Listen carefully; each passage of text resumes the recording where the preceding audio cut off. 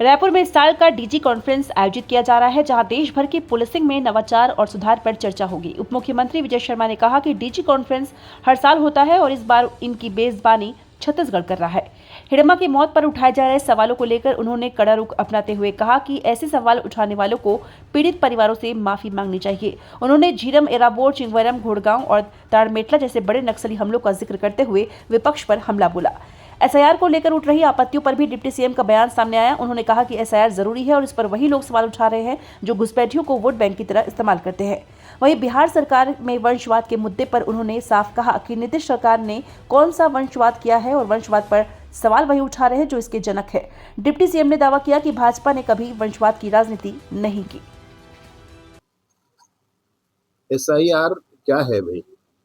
अगर आप प्रक्रियागत देखेंगे ध्यान में आएगा कि अगर मतदाता सूची में ऐसे नाम जुड़े हुए हैं जो वहां नहीं रहते हैं, वहां के नहीं हैं, उनको हटाया जाए। इसमें किसी को क्यों आपत्ति हो सकती है?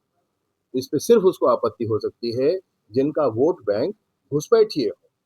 तो घुसपैठियों का वोट बैंक बनाकर जो बैठे हैं उनको तो आपत्ति होगी ही होगी, लेकिन बिल्कुल नहीं रुकना चाहिए, पूरी ताकत से होना चाहिए और मतदाता सूची के शुद्धिकरण का कार्य तो होना ही होना चाहिए।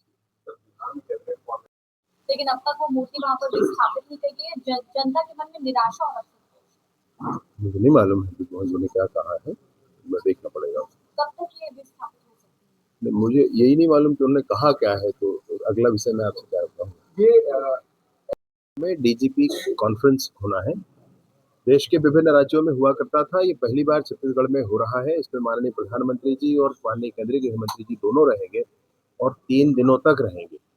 तो बड़ा ही महत्वपूर्ण विषय है। पूरे देश के पुलिसिंग व्यवस्था को कैसे मॉडर्नाइज किया जाए, कैसे विभिन्न प्रक्रियाओं को संशोधित, परिवर्धित, उन्नत करके कानूनी प्रक्रियाओं को आगे बढ़ाने की कोशिश की जाए, इसके लिए ये बहुत महत्वपूर्ण होता है। हमारे प्रदेश में हो रहा है, ये बड़े महत्व का विषय है। इसकी पूरी तैयारियां चल रही हैं।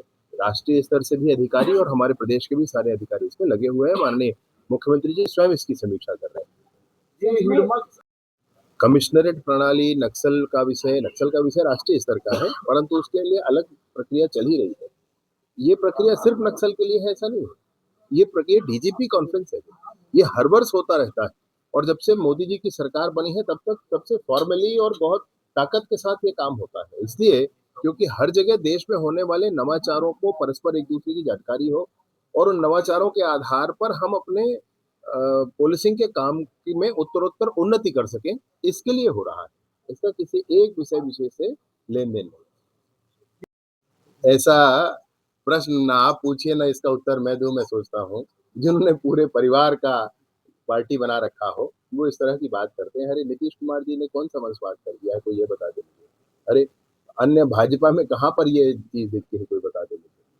अपनी पार्टी का देखें भाई। मतलब इनकी बातों पर हमको समय नहीं खराब करना चाहिए। बहुत आभार। इस तरह के बयान न्यायालय सबके लिए है, सब जा सकते हैं। परम ज्ञानियों के बारे में मैं ज्यादा नहीं कह सकता हूँ। सबसे बड़ा ज्ञान जिनको प्राप्त है सदैव से ही, उनके बारे में मैं क्या कह सकता हूँ। मैं सिर्फ इतना आग्रह करता हूँ कि बस्तर में होने वाले खून खराबे, बस्तर में जिन शिक्षा दूतों के गला काटे गए, बस्तर में जितने लोगों को मारा गया, जिन आदिवासियों को समूह में जिनका संहार किया गया, उनके तरफ से सोचना चाहिए। क्या धर्मांतरण को लेकर मैं ऐसे सारे ही लोगों से पूछना चाहता हूं कि ताड़मेटला के 76 जवानों के संदर्भ में आप क्या कहना चाहेंगे? क्या आप उनके परिवार वालों से कहना चाहेंगे कि तुम्हारा बच्चा नहीं रहा तो कोई बात नहीं, लेकिन फिर भी ऐसा होना चाहिए था, ऐसा नहीं होना चाहिए था? क्या आप एर्राबोर के जले हुए 8 महीने के बच्चे के बारे में सोचेंगे एक आध बार? क्या हुआ था उस बच्चे के साथ? क्यों जलाया गया था पूरा बस्ती? क्या आप मणिकोंटा के बारे में सोचेंगे कि कैसे बम ब्लास्ट से उड़ा दिया गया? चिंगावरम के बारे में सोचेंगे? क्या हाथी घोड़ा गांव के बारे में सोचेंगे कि वहां क्या हुआ था? झीरम में पूरे छत्तीसगढ़ का नेतृत्व समाप्त कर दिया गया था। इन सारी ही घटनाओं में जो लोग सम्मिलित हों, जिसके लिए बार बार सरकार ने कोशिश की कि पुनर्वास हो ही जाए, न हो उसके बाद भी क्या किया जाए भाई? और उसके बाद जो ऐसा कह रहे हैं उनको धिक्कार है, उनको शर्म आनी चाहिए। उनको इन सारे ही शहीद परिवार सारे ही नक्सल पीड़ित परिवारों से हाथ जोड़कर माफी मांगना चाहिए। सांसद